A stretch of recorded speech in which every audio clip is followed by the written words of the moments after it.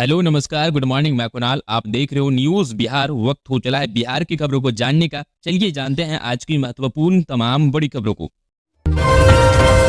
PM Modi का बिहार में चुनावी शंखनाद, लालू यादव के नाम लिए बिना आरजेडी को जमकर घेरा। प्रधानमंत्री नरेंद्र मोदी ने गुरुवार को बिहार में लोकसभा के प्रचार का शंखनाद किया। जमुई में लोजपा रामविलास के प्रत्याशी अरुण भारती के समर्थन में रैली को संबोधित करते हुए पीएम ने निष्पक्ष विपक्ष को जमकर घेरा। उन्होंने लालू यादव का नाम लिए बिना ही जंगलराज और भ्रष्टाचार के मुद्दे पर आरजेडी को आड़े हाथों लिया। लैंड फॉर जॉब घोटाले पर तंज कसते हुए पीएम मोदी ने कहा कि जो लोग नौकरी के नाम पर जमीन लिखवाते हैं वो बिहार का क्या भला करेंगे। प्रधानमंत्री नरेंद्र मोदी ने जमुई से चुनावी रैली के दौरान विपक्षी अलायंस को घमंडिया गठबंधन करार दिया। उन्होंने कहा कि आज सभी भ्रष्टाचारी एक हो गए हैं। अगर आज देश में विपक्षी गठबंधन की सरकार होती तो लोगों के खाते में सीधा पैसा नहीं आ पाता। आरजेडी और कांग्रेस के लोग सारे पैसे लूटते थे। देश के सभी भ्रष्टाचारी हमेशा एक दूसरे से लड़ते थे, वे सब अब एक हो गए हैं। वे मोदी से डर रहे हैं। लालू परिवार पर निशाना साधते हुए पीएम मोदी ने आगे कहा कि जो रेलवे में भर्ती के नाम पर गरीब युवाओं की जमीन लिखवा ले वे बिहार का क्या भला करेंगे। उन्होंने कहा कि नीतीश कुमार भी रेल मंत्री थे लेकिन आज उनकी कोई शिकायत नहीं आई, मगर इन लोगों ने लालू परिवार ने गरीबों की जमीन छीन ली। इनके कार्यकाल में खस्ता हाल में ट्रेन चलती थी। आज बिहार समेत देश भर में लोग वंदे भारत एक्सप्रेस से सफर कर रहे हैं। पीएम मोदी ने आगे कहा कि आरजेडी और कांग्रेस के शासनकाल में जमुई की पहचान नक्सलवाद से होती थी। जंगलराज की सरकार की योजनाएं यही नहीं पहुंचने देती थी। नक्सल यहाँ की सड़कें बनने नहीं देते थे। इसका नुकसान क्षेत्र के गरीब मजदूरों और किसानों को होता था। आज वही जमुई विकास के हाईवे पर तेज रफ्तार पकड़ रहा है या एक्सप्रेसवे बनाए जा रहे हैं। सांप पर भरोसा कर सकते हैं लेकिन भाजपा पर नहीं, बंगाल में ममता का हमला। प्रधानमंत्री नरेंद्र मोदी ने गुरुवार को बिहार में चुनावी रैली को दौरान विपक्ष पर जमकर हमला बोला। जमुई में लोजपा रामविलास के प्रत्याशी अरुण भारती के समर्थन में रैली में बोलते हुए पीएम मोदी ने लालू यादव का नाम लिए बगैर जंगलराज और भ्रष्टाचार पर आरजेडी को आड़े हाथों लिया। लैंड फॉर जॉब घोटाले पर तंज कसते हुए पीएम मोदी ने कहा कि जो लोग बिहार में नौकरी के नाम पर जमीन लिखवाते हैं वे बिहार का क्या भला करेंगे। वहीं पश्चिम बंगाल के सीएम ममता बनर्जी ने कूच बिहार में चुनावी रैली को संबोधित करते हुए भाजपा पर बड़ा हमला बोला। उन्होंने भाजपा पर केंद्रीय एजेंसियों की दुरुपयोग का आरोप लगाया। उन्होंने कहा एक दफा सांप पर भरोसा किया जा सकता है लेकिन भाजपा पर नहीं। उधर गुरुवार के दिन कांग्रेस पार्टी के लिए बड़ा मुश्किल भरा रहा। एक दिन पार्टी को 3 बड़े झटके लगे। बुधवार को जहां कांग्रेस के संजय निरुपम को पार्टी विरोधी गतिविधियों के चलते बाहर का रास्ता दिखाया गया तो गुरुवार को गौरव वल्लभ और बिहार कांग्रेस के पूर्व अध्यक्ष अनिल शर्मा ने कांग्रेस छोड़ भाजपा का दामन थाम लिया। वही संजय निरुपम ने कांग्रेस से निकलने जाने पर कहा कि वह बाहर निकल नहीं गए, इस्तीफा देकर आए हैं। उन्होंने कांग्रेस पर गंभीर आरोप लगाते हुए कहा कि 5 खेमों में बटी है कांग्रेस। पहला खेमा सोनिया, दूसरा खेमा राहुल, तीसरा खेमा प्रियंका गांधी और चौथा खेमा मल्लिकार्जुन खड़गे है और 5वें खेमे में जो लोग हैं वो परेशान रहते हैं। खबरों में आगे बढ़ने से पहले आपसे छोटा सा रिक्वेस्ट है, चैनल को सब्सक्राइब नहीं किए हैं तो चैनल को सब्सक्राइब करके बेल आइकन प्रेस कर दीजिए ताकि खबरों का अपडेट आपको सही समय पर मिलता रहे। चलिए बढ़ते हैं हम अपनी खबरों की तरफ। बिहार में फिर बिगड़ने वाला है मौसम। अंजुलों में होगी बारिश, 35 किलोमीटर स्पीड से चलेगी तेज हवा। सबसे गर्म रहा बक्सर। बिहार में मौसम का मिजाज तेजी से बदल रहा है। प्रदेश के अधिकतर जिलों के लिए मौसम विभाग ने एक बार फिर से अलर्ट जारी किया है और तेज बारिश की संभावना भी जताई है। इसके साथ ही 35 किलोमीटर प्रति घंटे की गति से तेज हवा भी चलेगी। मौसम विभाग की माने तो 7 और 8 अप्रैल को बिहार के 9 जिलों में बारिश होने की संभावना है। मौसम विभाग के मुताबिक 5 अप्रैल से हिमालय के क्षेत्रों में पश्चिमी विक्षोभ का दस्तक देने वाला है। इसका असर बिहार के 9 जिलों में पड़ने वाला है।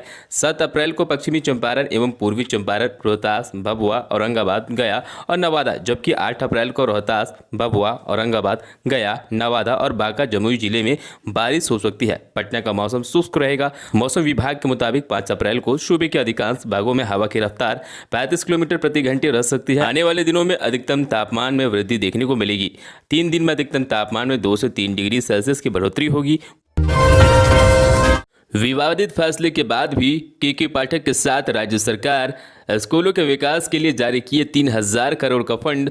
शिक्षा विभाग के एसीएस के पाठक द्वारा लगातार कड़े फैसले लिए जा रहे हैं लेकिन इसके बाद भी नीतीश सरकार पूरी तरह से उनके साथ खड़ी नजर आ रही है। यही कारण है कि बिहार के सरकारी स्कूलों की दशा बदलने के लिए उन्होंने जो सपना देखा था उसे पूरा करने के लिए सरकार ने अपनी मंजूरी दे दी है। राज्य सरकार ने बिहार के सरकारी स्कूल के विकास के लिए 3012 करोड़ 85 लाख रुपए की मंजूरी दे दी है। यह राशि सभी जिलों के जारी कर दिया जाएगा। राज्य योजना मद में शिक्षा विभाग को उपलब्ध कराई गई राशि से विद्यालयों के शौचालयों का निर्माण, किचन सेट का निर्माण, पेयजल की व्यवस्था, विद्यालय चारदीवारी एवं निर्माण की भवनों के मरम्मती कार्य, प्रयोगशाला और विद्यालय कार्यालय का निर्माण कार्य कराया जाएगा। बता दें कि के पाठक की बदहाल व्यवस्था को बदलने का डिमांड बहुत पहले से कर रहे थे।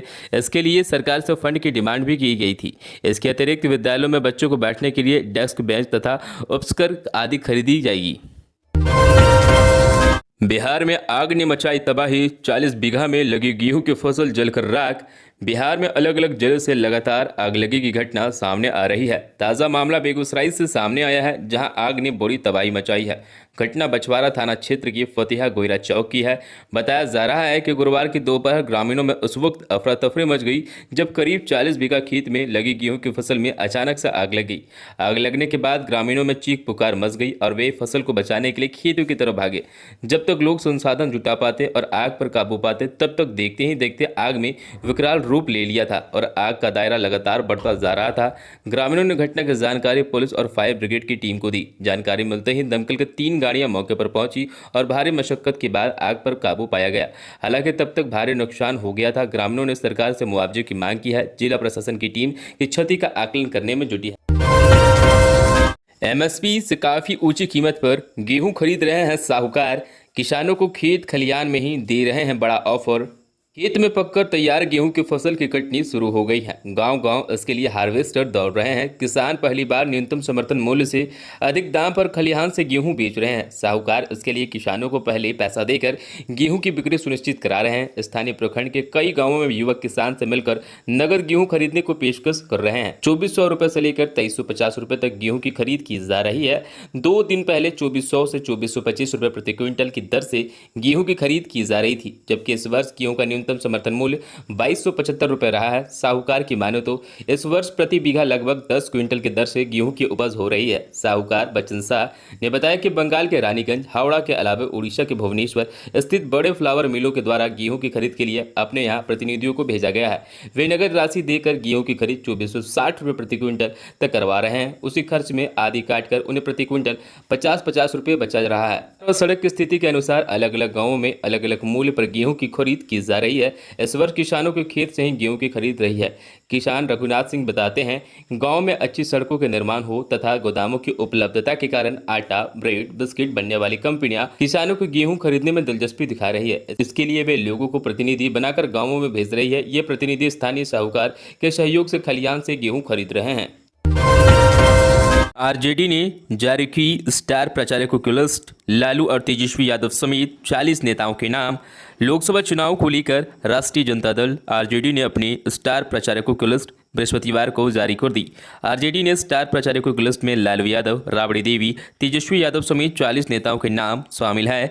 गौरतलब है कि 2019 लोकसभा चुनाव में तेजस्वी यादव ने अकेले ही चुनाव मैदान में प्रचार का जिम्मा संभाल रखा था, लेकिन इस बार लालू यादव की भी पार्टी में उम्मीदवारों के समर्थन में चुनाव प्रचार करते नजर आएंगे। वहीं दूसरी ओर जेडीयू ने भी लोकसभा के लिए अपने स्टार प्रचारकों की सूची जारी कर दी है। इस सूची में मुख्यमंत्री नीतीश कुमार, वशिष्ठ नारायण सिंह, ललन सिंह, विजय चौधरी, अशोक चौधरी, संजय झा, विजेंद्र यादव, संजय सिंह, रामनाथ ठाकुर, लोसर सिंह, रत्नदेश सदा सहित कुल 40 स्टार प्रचारकों के नाम शामिल है। सबसे चौंकाने वाली बात यह है कि जेडीयू ने स्टार प्रचारकों की लिस्ट में पार्टी के राष्ट्रीय महासचिव केसी त्यागी का नाम गायब है। जब तक हम लोग हैं, हिंदू मुसलमान का झगड़ा नहीं होगा। नीतीश ने मुस्लिम वोटरों से इस गलती से बचने को कहा। बिहार के मुख्यमंत्री नीतीश कुमार ने कहा कि जब तक हम लोग हैं, हिंदू मुसलमान का झगड़ा नहीं होगा, लेकिन गलती से फिर उसी को वोट दीजिएगा तो फिर से झगड़ा शुरू कर देगा। जमुई में प्रधानमंत्री नरेंद्र मोदी की चुनावी रैली में जेडीयू अध्यक्ष नीतीश कुमार ने राजद की सरकार में लालू यादव और राबड़ी यादव के 15 साल के कार्यकाल की याद दिलाते हुए कहा कि पहले हिंदू मुसलमानों का झगड़ा होता था, हम लोग आए तो हिंदू मुसलमान का झगड़ा भी खत्म हो गया। उन्होंने आरजेडी के 15 साल के शासन की याद दिलाते हुए कहा कि उस समय शाम को कोई घर से बाहर निकल पाता था क्या, लेकिन ये लोग आज भारी भारी बात करेंगे। 15 साल का मौका मिला लेकिन कुछ नहीं हुआ। हम लोगों को मौका मिला तो हम लोगों ने काम कर दिखा दिया। नीतीश कुमार ने अपने संबोधन में शुरुआती पीएम की तारीफ और लालू कांग्रेस की आलोचना के साथ की। कहा कि आदरणीय नरेंद्र मोदी जी का बिहार की धरती पर अभिनंदन करता हूं। उन्होंने जननायक कर्पूरी ठाकुर को भारत रत्न सम्मान दिलाकर न सिर्फ बिहार की गरिमा को बढ़ाई बल्कि वर्षों पुरानी मांग को पूरी कर दी। भारत नेपाल सीमा पर बड़ी चौकसी, दोनों देशों की साझा रणनीति से इन मुद्दों पर बनी सहमति।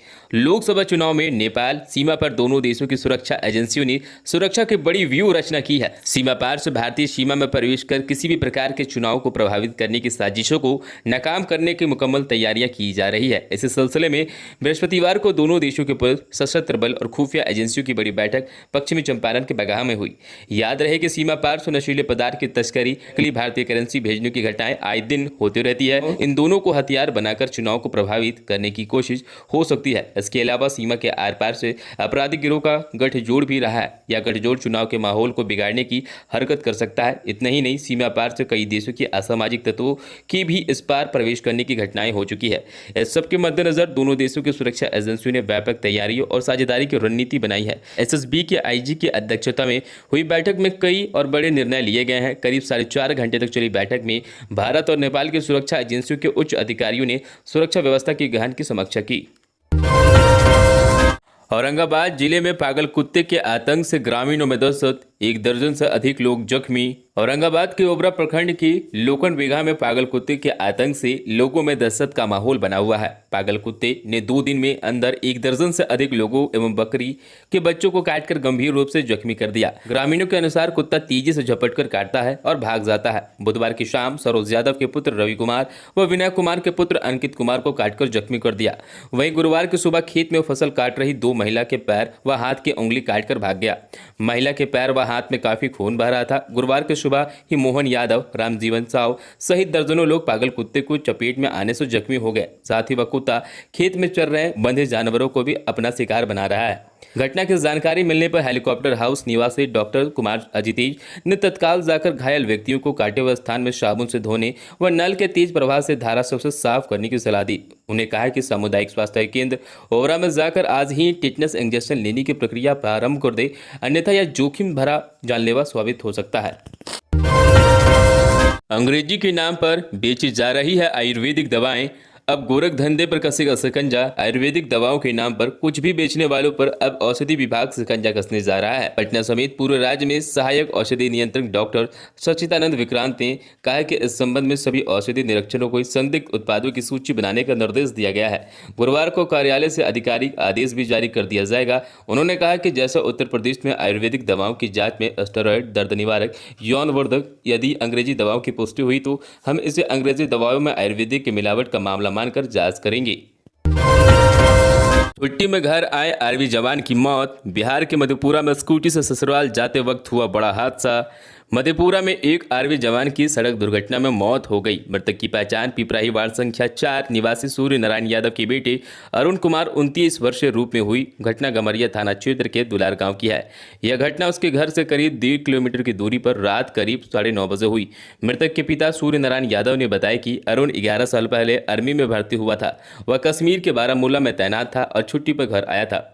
बुधवार की रात वह स्कूटी से अपने ससुराल जीवजपुर जा रहा था। घर से करीब 1.5 किलोमीटर आगे निकलने पर दुलार में वह दुर्घटना का शिकार हो गया। सिर पर गंभीर चोट लगने के कारण मौके पर ही अरुण की मौत हो गई। स्थानीय लोगों ने घटना की सूचना पुलिस और परिजनों को दी। सूचना मिलने के बाद पुलिस घटनास्थल पर पहुंची और फिर शव को सदर अस्पताल लेकर पोस्टमार्टम के लिए भिजवा दिया। मृतक के पिता सूर्य नारायण यादव ने बताया कि अरुण शादीशुदा था, उनके 2 बच्चे हैं। फौजी अरुण की मौत की सूचना मिलने के बाद गाँव में हर किसी के आंखों में नम हो गई। मौत की खबर सुनकर पत्नी और मां सदमे में है। गांव का माहौल पूरी तरह से गमगीन है। संजय झा ने मैथिली में ली राज्यसभा सदस्य के रूप में शपथ। सीएम नीतीश कुमार ने जताया आभार। जेडीयू के संजय झा ने गुरुवार 4 अप्रैल को राज्यसभा सांसद के रूप में शपथ ली। संजय झा ने यह शपथ अपनी मातृभाषा मैथिली में ग्रहण की।